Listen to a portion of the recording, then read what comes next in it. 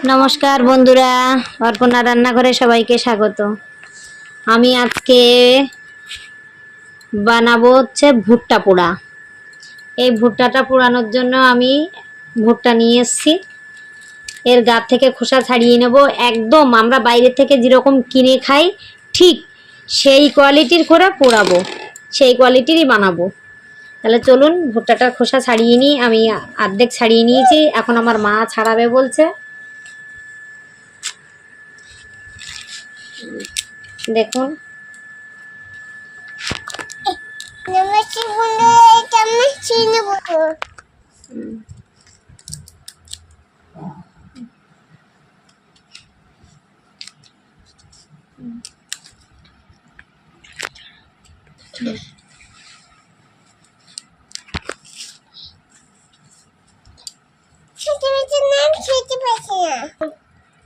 দেখুন আমি তো সব দেখি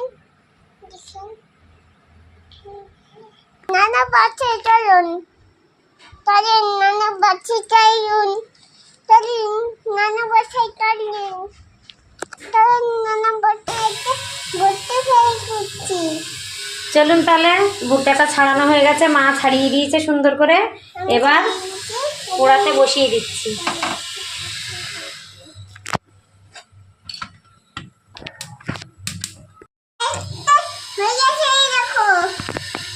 দেখুন বন্ধুরা, এক সাইড কিন্তু পোড়া পোড়া মতো হয়েছে। আমি উল্টে পাল্টে এটা কুড়িয়ে নেবো ভালো করে। দেখুন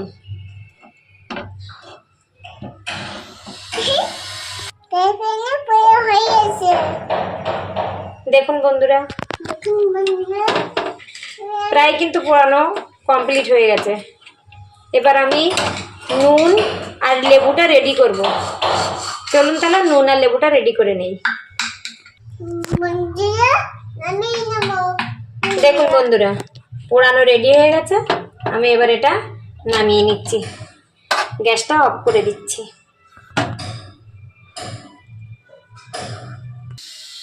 দেখুন বন্ধুরা, আমি একটা লেবু কেটে নিয়েছি আর এখানে নিয়ে নিয়েছি বিট নুন। এই বিট নুনটা দিয়ে লেবু দিয়ে এর গায়ে ঠিক আমরা বাইরের থেকে যেরকম কিনে খাই সেরকমভাবেই তৈরি করে নেব।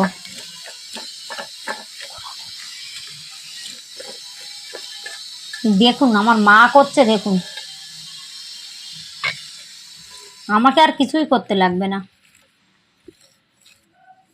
মা এটা কে কে খাবে? আমি খাবো। আর কে?